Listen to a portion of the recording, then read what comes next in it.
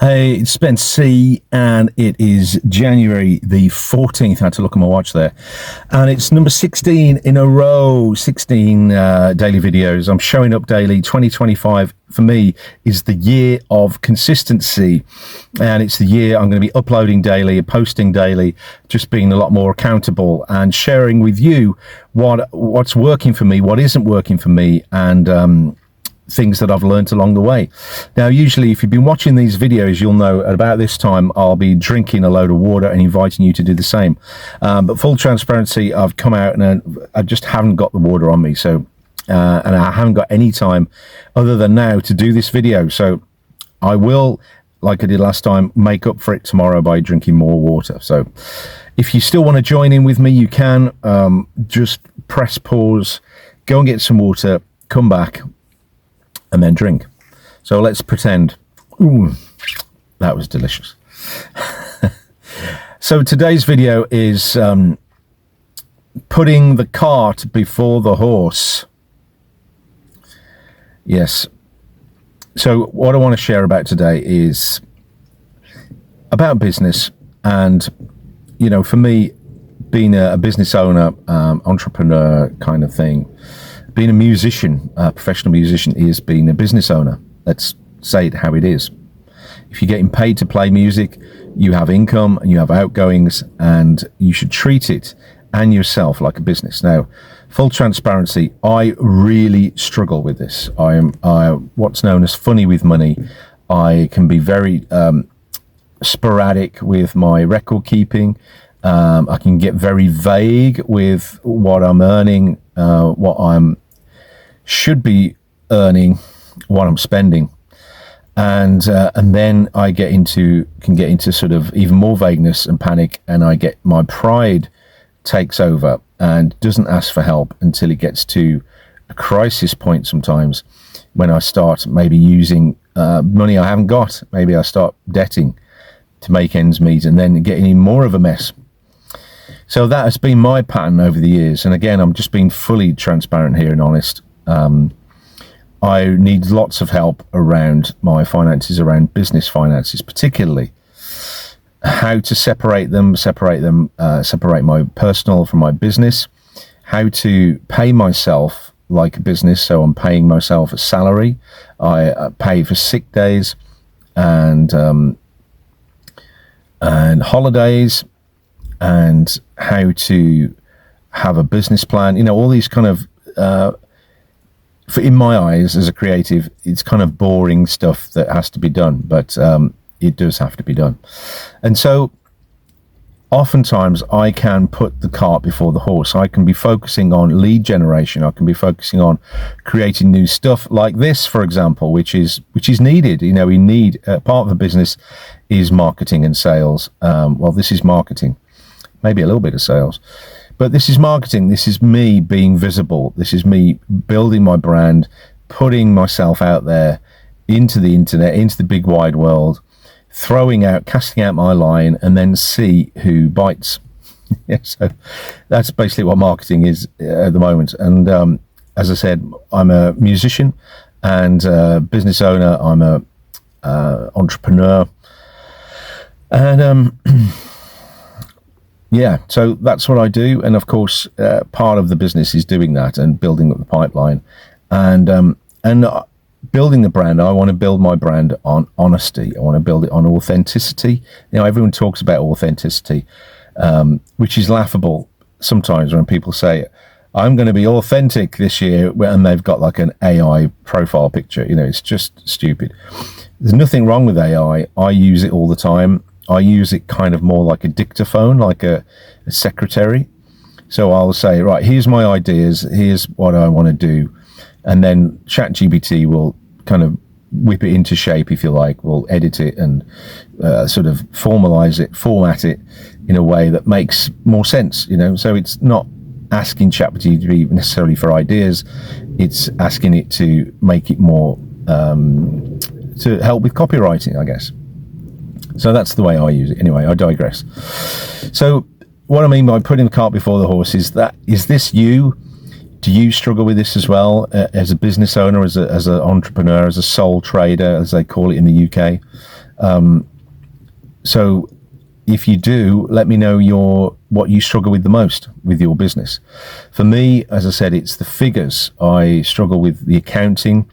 I struggle with keeping accurate records. I struggle with the money. And sometimes I can, I don't always overspend. I'm not really so much of an overspender, but I can be an impulsive buyer. Oh, I like that, I'll buy this. And then pretty soon, if I'm not on top of it, then I'm losing money because I'm paying for things that I don't really need, or I think I need at the time, but then realize I don't need it. And then, you sign up for something, and then 2 months later, you realize, oh, I'm getting charged for this and I haven't used it. Can you relate to that? So for me, this is a commitment. I'm saying this out loud to hold myself accountable. This is a commitment for myself to get help, to reach out and ask for help. And if this is you, maybe part of your business could be that you're, the marketing side of things, maybe you need help with. Or if you're a musician, maybe it's the creative side of things you might need help with. Sometimes, musicians can need help with getting their creative ideas down, it's having a creative vision, sticking to one thing, sticking to a project, finishing projects before you start another one. That could be another thing which I've struggled with in the past. But, I have done crowdfunding an album. I've, applied for funding and all these kind of things, which is a process, so I've done okay with that. But, I think definitely my weakness is accounting and finances, and being absolutely crystal clear on my finances and having a plan with that. Ironically, when I was busking many years, when I started busking in 2014, this was before really, online stuff was good enough to take like payments online for everything. So you could get PayPal and stuff, but it wasn't as sophisticated then. So a lot of the stuff was cash.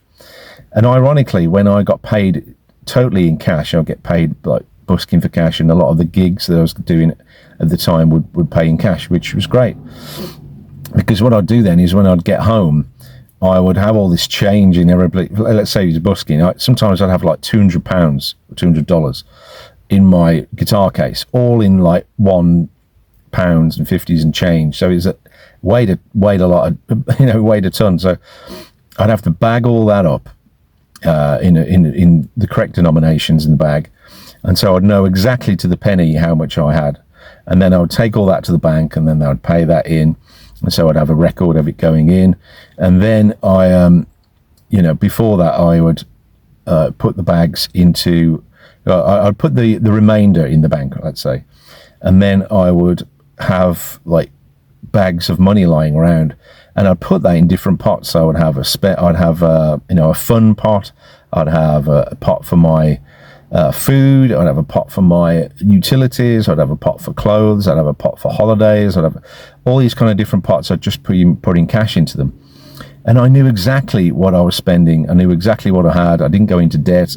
If I didn't have the money for it, I would just pay for it. If I didn't have the money for it, I would save up for it, or just put a different pot, put more money in the pot, and wait until that pot got enough money in it, and then buy something. So I was very clear. It's only like in the last few years, when everything's online, I've got more bank accounts. I live in two different countries, spend a lot of time in the States. We don't live here, but we spend a lot of time here. But I've got accounts in the UK, I've got accounts in Norway, we've got a partnership account. My wife and I have got an account. I've got my separate accounts, I've got business accounts. So I've got all these different accounts, and that's why I get overwhelmed, and that's why I struggle really, because I've got so many different accounts, bits of money going in here, bits of money going out there, and I've got different things. I've got ownership of a house, got different sort of assets.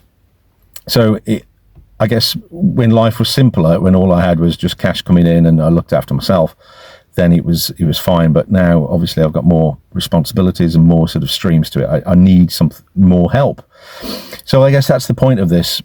Do you need help with your business? And what part of your business do you need help with?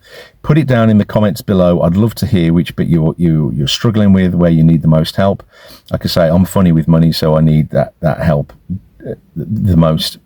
And I've just been to speak to some guys to get some help about that. So what are you doing today to get help with the thing that you need help with? If it's marketing, who are you reaching out to get help with that? If it's the creative stuff, who are you reaching out to get help with that? If it's gigs, maybe you're struggling to get gigs, I can help you with that. If you're struggling with that. If you're struggling with how to content, how to create content, how to show up consistently to create content for your business, if you're struggling with that, let me know, reach out. All my contacts are in the description down below, and it'll be a pleasure to contact with you. Anyway, so that's today's video. What you need help with is the cart before the horse. Okay, with that said, have a prosperous day, and I will see you tomorrow. Oh yeah, and don't forget to like, don't forget to drop the comments down below, and feel free, well, I'm urging you, I want you to subscribe. It really helps with the channel, and we're growing one subscriber at a time, doing one video at a time. I think we're up to 10 subscribers now, which was, so I've grown 100% in 14 days, grown 100%. So if that carries on, we're on target. Anyway, will you be the 11th subscriber today? I hope so. Take care. See you tomorrow.